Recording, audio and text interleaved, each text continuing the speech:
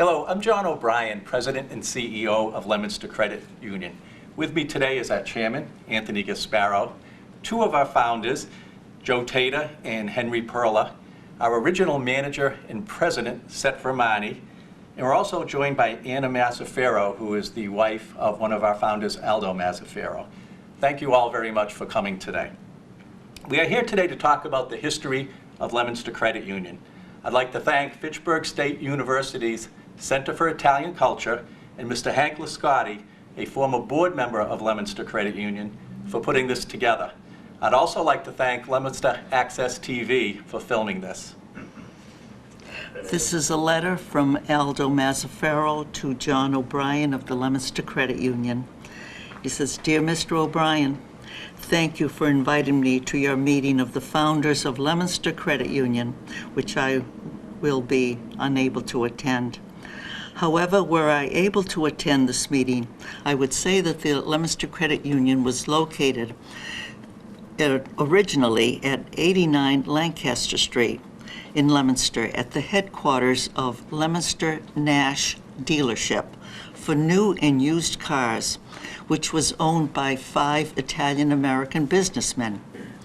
I and another member of the group, Alexander Pizzicconi, who was in the insurance business, suggested we Italian-Americans should establish a credit union and that I should spearhead the effort because of my public accounting background, together with him.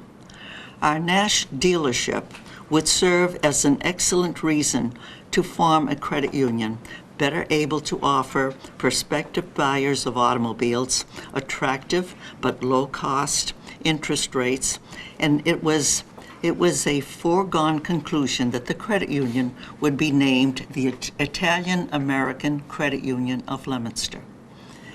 At our hearing before the Massachusetts Division of Banks, it was very important to offer a good reason to establish another credit union in Leominster, and the need for Italian-Americans to borrow at low-cost interest rates. The Leominster Nash dealership served as an excellent reason for us to do so.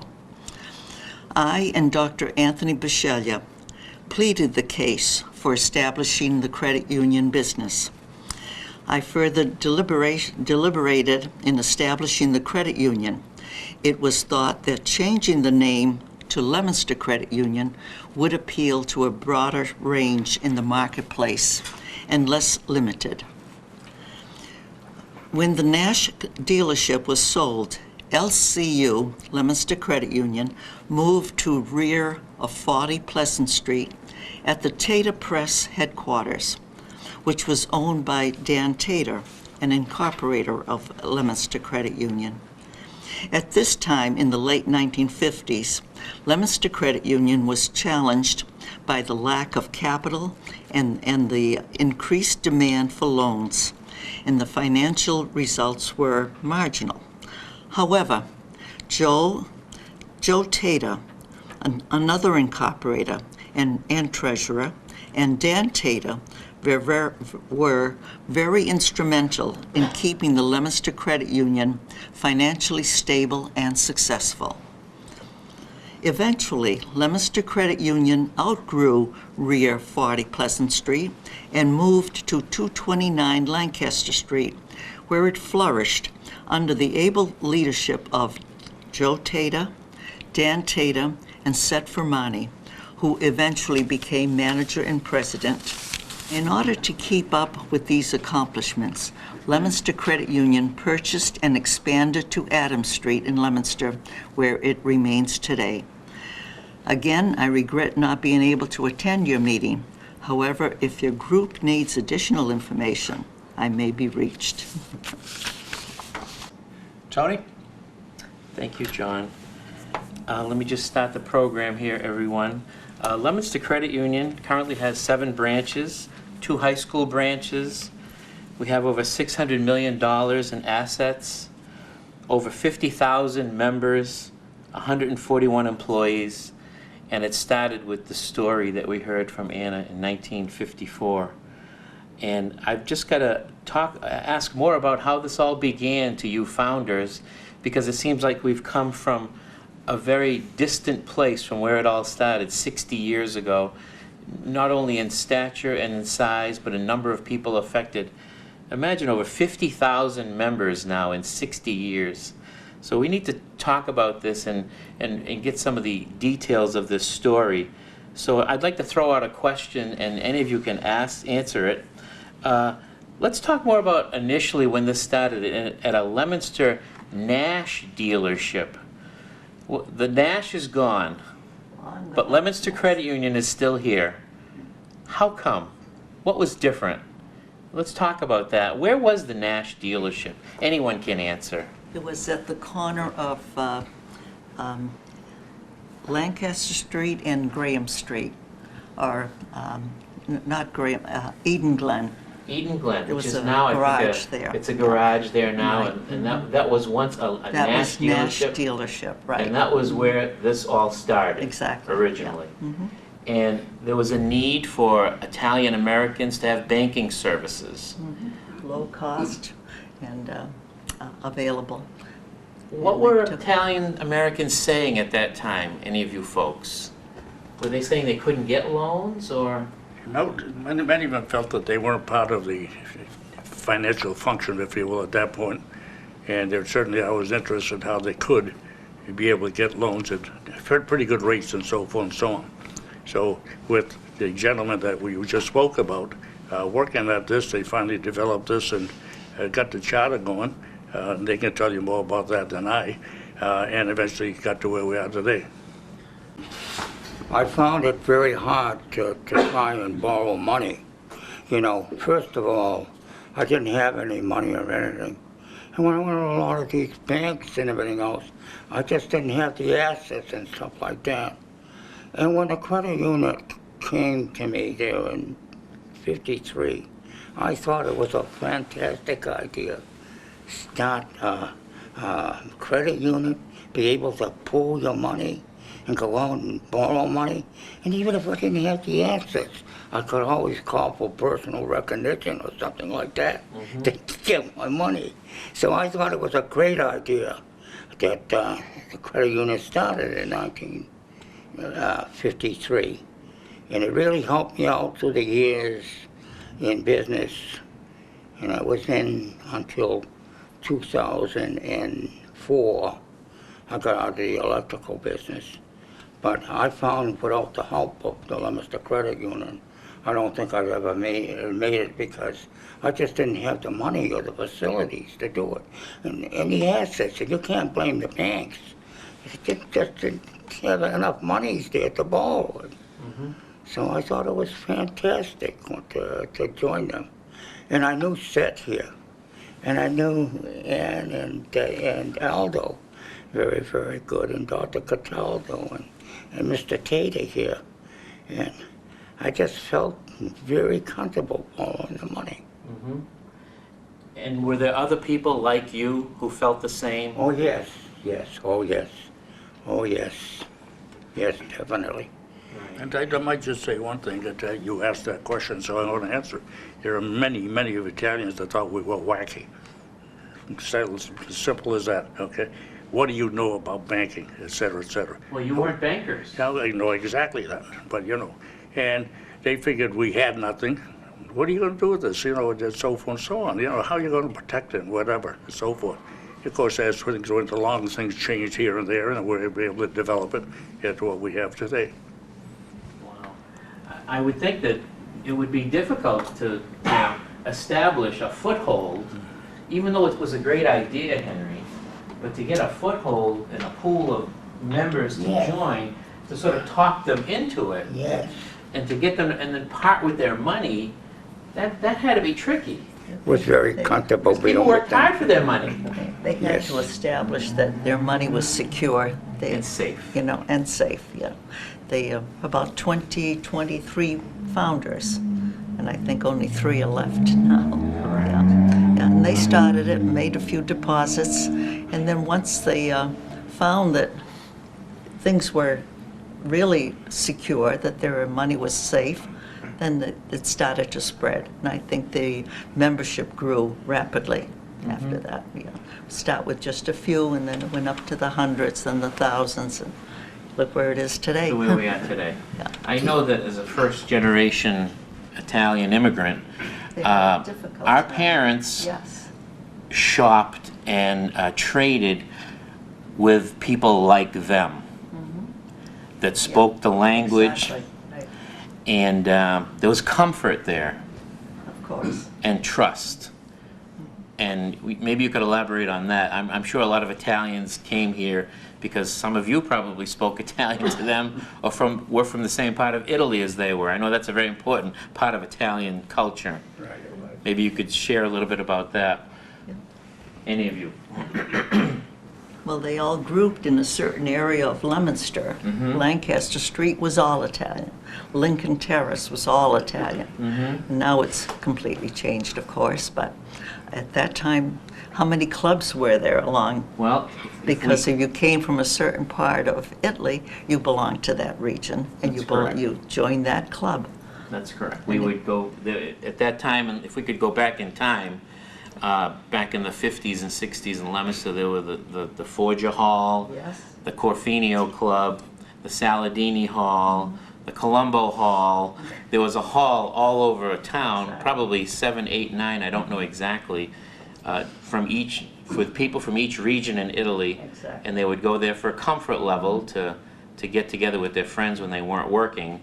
And I'm sure that this credit union was something that sort of unified all of those Oregon regions into one place. Yes, I think it was a very good idea to change the name from Italian American to Leominster Credit Union. I think that did give it a much broader range. We were at a point there to close the door because things just weren't happening, if you will, to the speed that we thought we should. And the league sent a gentleman down by the name of Joe Colburn to work for the league to talk to us about it. He suggested, why don't you start on some payroll deductions? Who knew what payroll deductions were, if you will?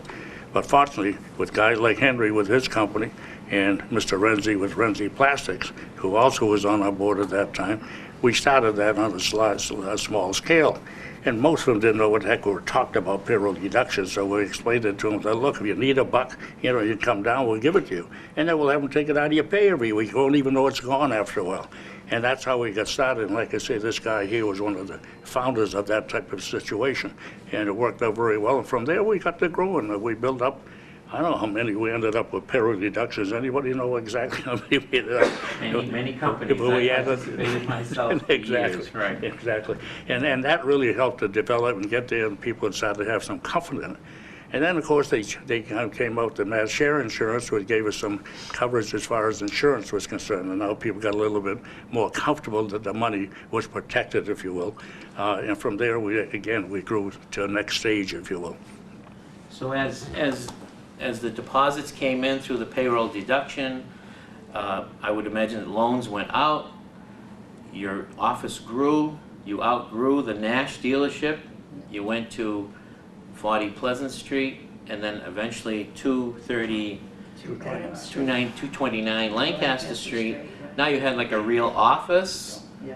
you had staff, hours. It looked like it really took off. A lot of volunteer work. Yeah, oh, yes, definitely a lot of volunteer work. Do you remember like who the first teller might have been, or? At first time, there was Angela Pizzuti, if you will. She was there part-time to start with. And then from there, it grew into, they decided they needed somebody more full-time. And I had a market I was running, and So this wasn't even a full-time thing for you then? No, not in the beginning, if you will. Why don't you talk about what you were doing at the time? I was working, I was up to Great American Plastics, working up there in the office. I worked for the Leominster Credit Union, Fermani's Market on Mechanic Street, Mechanic Street. which my folks ran. The folks were getting up there in age or whatever, so I had to try to protect them. And finally decided to sell it, and I didn't know what I'm going to be doing myself, but a friend of mine, which I'm sure many of you know, Pete Procani, I used to go there for breakfast and lunch most days, and he said, why don't you go down and run the credit union? I said, what are you talking about? They can't afford to pay me. He said, how much you need? And I threw out $100, okay? And next thing I didn't know, Pete talked to my wife. She said, what's this? I understand you want to go work down the credit union. I said, she was a nurse at the time, so we had somebody coming in. And I said, we can't afford it, $100. And she says, a week later, she came home with a nursing outfit. I was wearing a nurse. I said, where you going? She said, sometimes she specialized with some people, whatever. And I said, I'm going to work part-time at the hospital, so you can go to work to the credit union. And then we went from there, and it was interesting, $100 a week, they give you an awful lot, no benefits, no vacations, a lot of hours and so forth. I enjoyed it. I enjoyed working with the people, trying to help them out best we could and so forth and so on. Sometimes couldn't do it, and it was really, really hard to say, no, we can't give you the money. Of course, what I did, I was smart. I always blamed the board of directors. Right. Well, you've been a relationship guy your whole life, Seth. And working in the credit union back then is like now. Yeah. Relationships, trust, word of mouth, and getting people to want to come to see you. I hope they came to see the credit union, not me. I loved working with the people. And if they had a problem, to see how we could work it out so it would fit their budget and so forth, okay? And we went from there. And as we grew down the line, then it started to get a little bit larger. I was never really a bookkeeping type guy. I was a guy that could talk to people and whatever. And it happened that Joe was retiring and working up in New Hampshire. And I said, Joe, you're gonna come in with us. And I talked to the board, and then Joe came in, and I was great then. Joe did the numbers, and I did out playing around and trying to talk to people. How did you interact with the board back then? How often did you meet? Who approved the loans? We met quite frequently with them. There were always some problems on it. At the beginning, I think they met every week. Exactly. Every week, yeah. Yeah. We ran into some problems here and there, but I had somebody complain at one time, some customer complained about we weren't open when they got there, and I met with the gentleman out back, and we were talking about it, and in fact with Mr. Renzi, who I talked about, and he said, they complain because you're not open. I said, what are you talking about? We're open all the time. He says, well, they said such and such, and they were in there was only one girl working. I said, yeah, and he said, well, how come? I said, well, unfortunately, what time? You said it was noontime, yeah. He says, it's up to your factories. You close it so everybody go out and eat? He said, no, you can't do that. I said, neither can we. I said, we're going to be open for all the full hours so people can come here when they have to come here, not when we want them to come here. And he looked at me, he says, how stupid I am. I never thought about that. And of course, that was the kind of help along as well. My board in general, I was going to have some problem with boards. I'm sure you do now yourself sometime. Never. But I really didn't have any serious problems whatsoever. I think the board realized that everything I was doing, at least I hope they did, was to help the customer, number one, and develop the thing as a whole. Joe, today we have computers that keep track of everything. I'm interested, back then, you were the numbers guy, I understand. How did you keep track of all the accounts? The first meeting, examination we had from the Credit Union League, I had to borrow a calculator because we didn't have one. We had Olivetti's, but everything was done by hand. We probably had, at one time, before we got computerized, we had probably 7,000 or 8,000, 10,000 members, and all the dividends had to be figured by hand 4 times a year. My daughter and I, sometimes 1, 2 o'clock in the morning, the day before they had to be put on the books, would be on the kitchen table figuring out dividends. It was quite dicey there for a while, but and again, when I was approached to be a treasurer, I knew nothing about banking or credit unions. And again, we were lucky to have a woman, Clara Iavino, from the Credit Union League of Massachusetts. She came out and showed us everything that we needed to know. Share cards, loan cards, receipts, and all that sort of stuff. And she really launched this. But again, you have to remember, for the first several years, we were open 2 hours a week. And it did get dicey for a while. You just couldn't generate enough business. And as said, once they sent out Joe Coben and he kind of pepped us up, we started going. But it was a lot of fun. A lot of little incidents along the way that he and I know about, little anecdotes that would be kind of fun, but it was good. It was good. Were there any milestones that you remember? There must I have been. think the first $1 million was the biggest milestone. And of course, going to Boston, meeting with the Assistant Commissioner of Bank and presenting our plea for a building was the second thing. I went down with Peter Bercani. We had preliminary plans, and he was quite definite about I'm not getting too much. You cannot have a drive-up, you cannot have this, you cannot have that. I said, I understand all that, but what we want is a building that can receive that later on.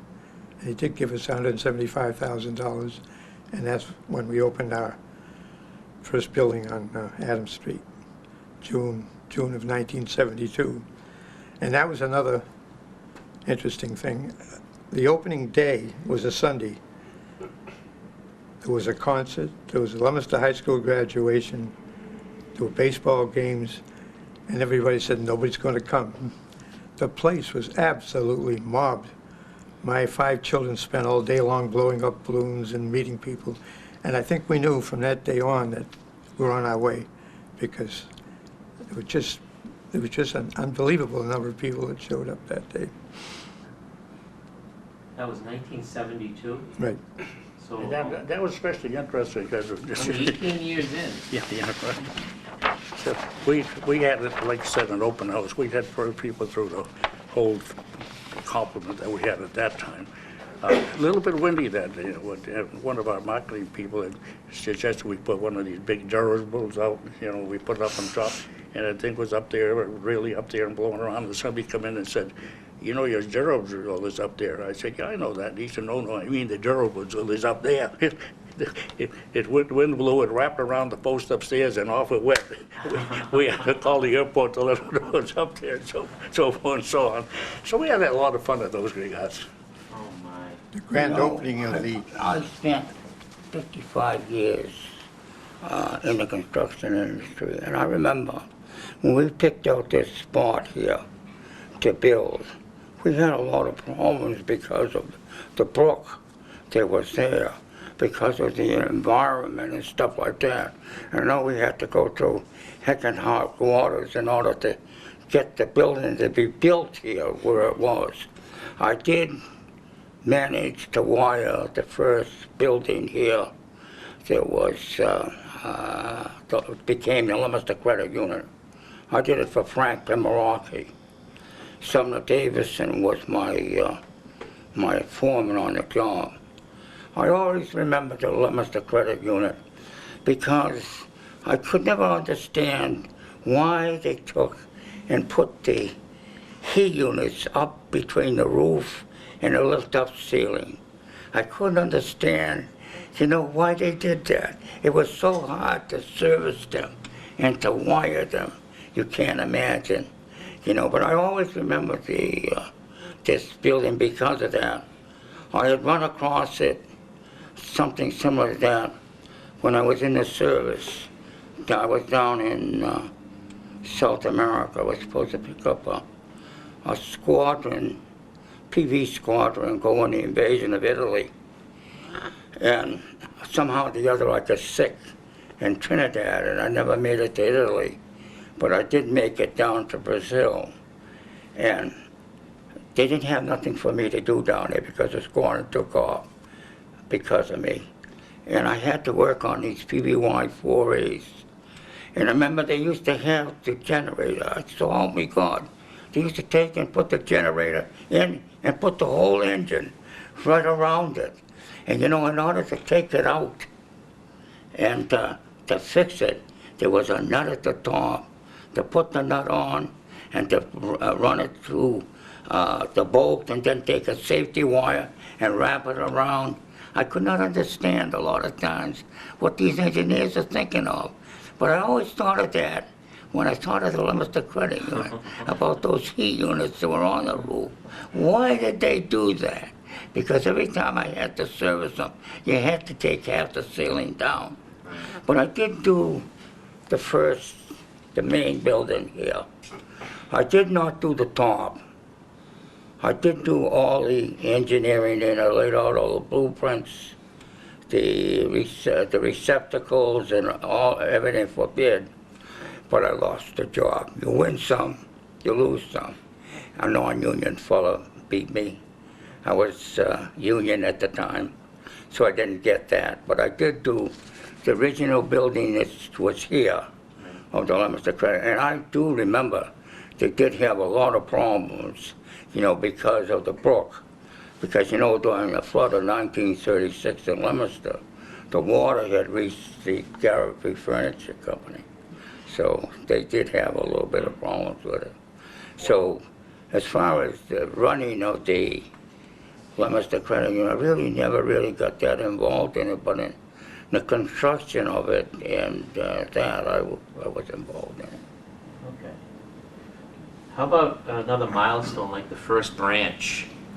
Where was the first branch office? In Clinton, I think. First branch is down in Clinton, down there where it is now. Yeah. There was a supermarket there at the time and so forth, and we had a gentleman that was, at the time, appointed Commissioner of Banks temporarily, and I got to know him fairly well, and I got in touch with him. He used to come up and visit now, and I knew what they do with the credit unions or whatever. And I asked him if we could stop and check. He said, "No, you people, credit unions can't have property." I said, "Really? Where does it say that?" "Well, they just don't allow it." That doesn't mean we can't have them. I don't see anything in the laws that says we can't have credit unions, okay? So he finally did come up. We had lunch with him, whatever, and showed him whatever.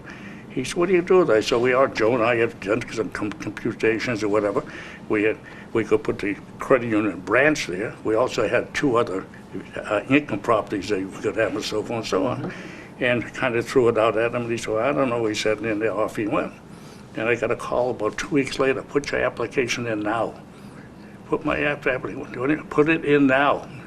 Well, what he was telling me, he was in charge at that time, and he's the one that approved it. So we were very happy with that.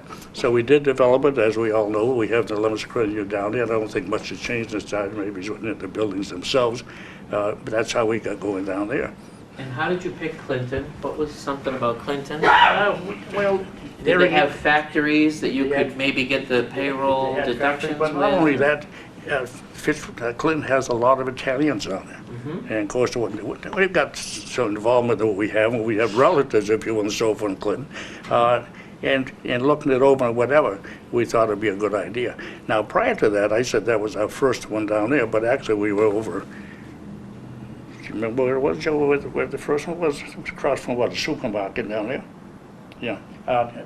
On this side of the bridge, really, down there, and that's where we had our first one. In the Clinton area? Yeah, yes. And then we moved it over to when we purchased the property that we have down there now. Right.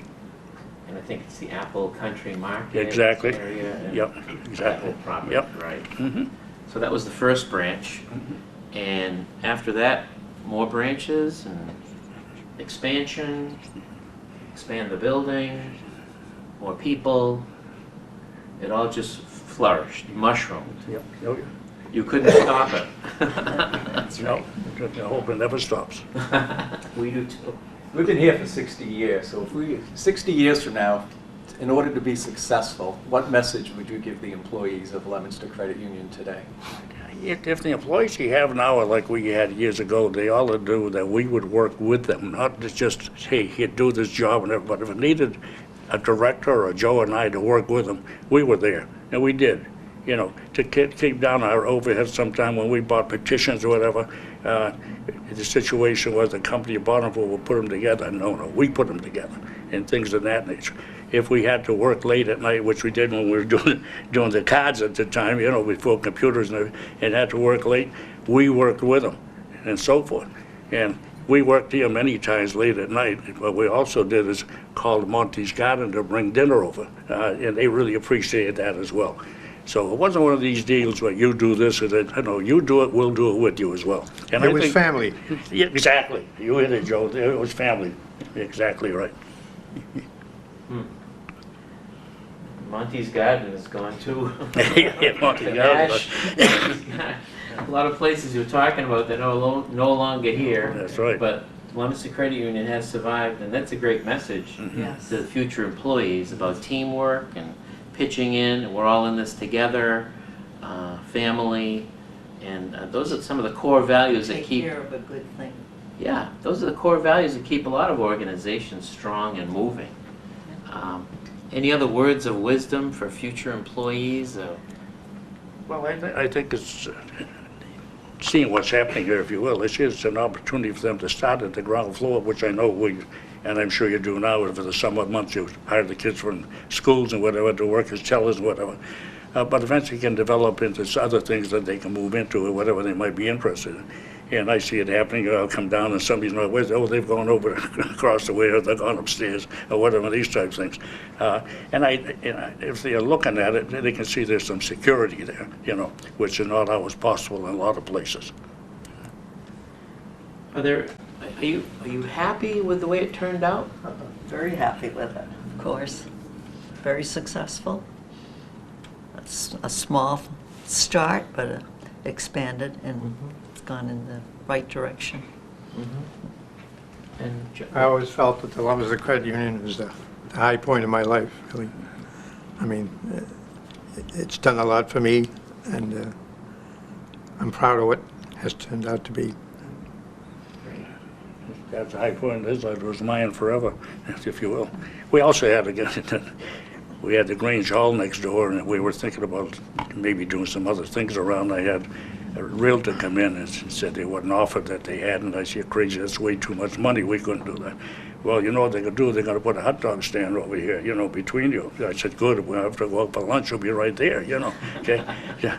But one of the reasons we were concerned is at the time the city was making an idea of making this one way, and that would have been a problem for us, okay?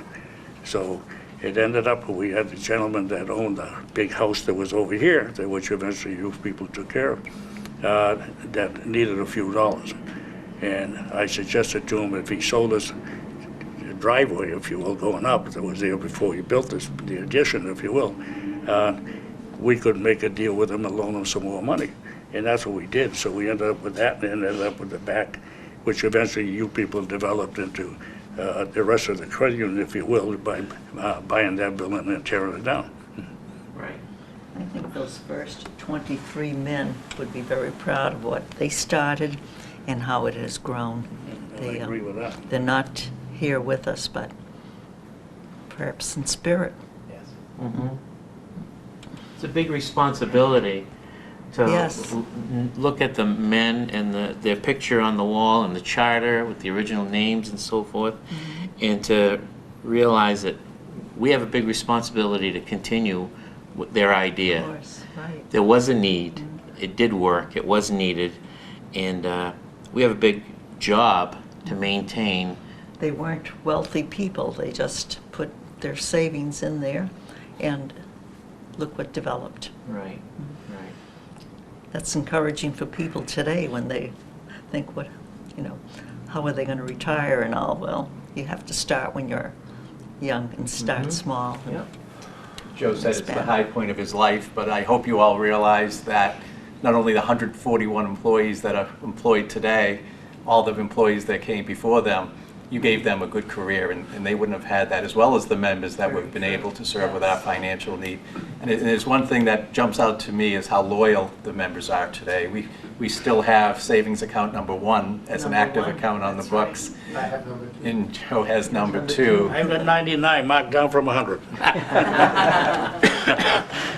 But on behalf of those employees and members, thank you very much. It's made a big difference to the Leominster community. Deposits were very small, but they grew. Right. Any other questions? I got one. Go ahead. Is it okay? A lot of times today they talk about giving back to the community. Like over the period of years, what has Leominster Credit Union given back to the community? How did it affect you guys individually, and how do you feel about that? I also want to, if you can include that, there is one other surviving founder, Tom Lanciani. Yes. But he's in a nursing home, so you might want to mention his name also. Right. He's just not able to attend, but Not only do they contribute money for different funds, so we do the thing at Doyle Field every year, which the Leominster, right, the Starburst, with Debt Credit, pays for all the fireworks and whatever. And I know that I don't see it myself personally sometimes, but I'll read the papers where you're making contributions, whether it be to the Girl Scouts, the Boy Scouts. Somebody says they don't do enough. I said, you people don't read all the things that I read. 'Cause Library? Yeah, right, the library, and we were involved with that as well. Yeah, Fitchburg State, Mount Wachusett Community College. So Beautiful they're right room up there. at Fitchburg State University. Yeah. Yeah. So they're right there when there are things that for the community, not for any personal interest and whatever, but for the community and what it does for the community, and that's what we're interested in. Well, I want to thank you folks for taking your time to join us today. And we appreciate the knowledge that you share, the history you have. And I'm glad we were able to archive it and save it Yes, for the Center for Italian Culture at that's Fitchburg really State. great. Yes, and It's a thank beautiful thing. Hank Liscotti for taking on this big project. He has a lot of interviewing to do with the different Italian organizations Right. in the Fitchburg and Leominster area, with the churches and the clubs, social clubs and businesses, and it's going to be a long project, but it'll be certainly worthwhile. Otherwise, the history is gone forever. Anthony? Was it determined that the 23 individuals that got the credit union started, and how much did they have to put in of their own funds to get the credit union started? Because some people, I mean, there was 23. How was those 23 people identified? Well, some of them were businessmen. There was eye doctor. There was it Ed Cataldo was a foot doctor. You know, whoever could afford, I think that the Joe, Dan. One of the founders, Larry Koresha, went door to door Right, they'll just open each it. week and got $10 from each of us to raise the $2,000 that we needed to get started. That's how small it was. And at the end of the first year, I guess I don't have it here, but our statement showed that we had $2,400, and I think there were 104 members, so come a long ways. Wow. Very good. And Joe mentioned doing the dividends and whatnot, because we used to do quarterly dividends. And Joe and his daughter would do it all the computation. Now, those had to be in the books the next day. I was there at 2 o'clock in the morning, putting them through the system, whatever. And Pete Procani knew I would be down there. Pete would be sending me down breakfast. But then I had a gentleman to come down one time, and he came in about 3 o'clock. He saw me, and then I had stupid enough, didn't lock the door. And he came in, and I said, "What made you come in here now?" He said, "I saw the light on, I figured you were open." He said, "You're usually here every time I need you." So that's the way the place run. A lot of work putting all those through, the computations every quarter, and then getting the print, and then proving out all the cards as you will, that has to be done. So that was quite interesting. Tony? The question I'd like to ask is, when you thought of this, about putting it together, as Aldo said, with Alex Pizzaconi and the group of you, did you run into any rejection by state officials, or did they embrace the idea? Did you have any difficulties in trying to form the credit union originally? I think they had to convince them that it was something that was needed in the community for the Italian Americans. No, I don't think they had anyone really reject them. I did not appear on the picture until after the charter was granted, so I don't know about the early dealings. I think Aldo and a few, Alex went down to argue the point, yeah. I remember Danny Tater and Larry Koresha coming to me one day and saying, "Would you like to be treasurer of the Leominster Credit Union?" Not knowing any better, I said yes. Wow. From what Aldo says, Danny and Joe really kept it flourishing. Yeah, they're very important. They always ran into a little problem. I had a loan here, and so did my brother. And I got a call one day. They said, "You're the auditors here. Why don't you come up and bring your account up to date?" I said, "What are you talking about? I'm paid ahead." They were giving my brother credit for the loan payments. And I said, "Look, I like your brother better than you. I said, "I know he has more children than I do," but so we had to get that straightened out. So we had some little things like that, which is interesting and fun when you think of back on it, if you will. But some of the funny things that happened, not coming home one Sunday from church with my children, I come to the credit union, I open the door. Next thing I know, there's a cop there with a gun drawn because I forgot to shut the safety. They had no idea who Joe was. Then one time, I got a call at 3 o'clock in the morning. The alarm had gone off, and would I come down to the credit union? So I came down, and the cop's there, and he says, "You go in." I said, "You got the gun, you go in." But those are the kinds of things that happen, along the way. I sure did. Well, again, I don't think you gentlemen and ladies know how much you contributed to the lives of people in the community in Leominster and to the employees. It's a great employer, and the members, a very loyal membership, and it's made the difference in a lot of people's lives. So thank you very much. Thank you for inviting us. Thank you. No, we thank Fitchburg State University for allowing us to share this wonderful story. And you founding members, thank you for all your hard work and the idea of bringing the financial stability into this needy community that needed it at the time. And sometimes I wonder what the next Leominster Credit Union will be, what the next group of people will be that starts that organization where they see a need and they take that idea and run with it, because our country is a place of opportunity. That's true. And I'm proud to say I'm an Italian American that grew up in Leominster during that time and got to enjoy the great Italian culture we had in our community at that time, with all the clubs and the activities in churches. It was a wonderful time to grow up in The this Center town. for Italian Culture at Fitchburg State is trying to bring back all the things that the Italian Americans accomplished. They're coming from immigrants with nothing.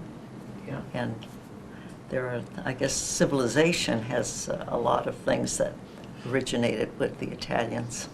Right. Yeah. Right. It's great work you're doing up there at the university. And We've been at it for about 14 years now, 15 years.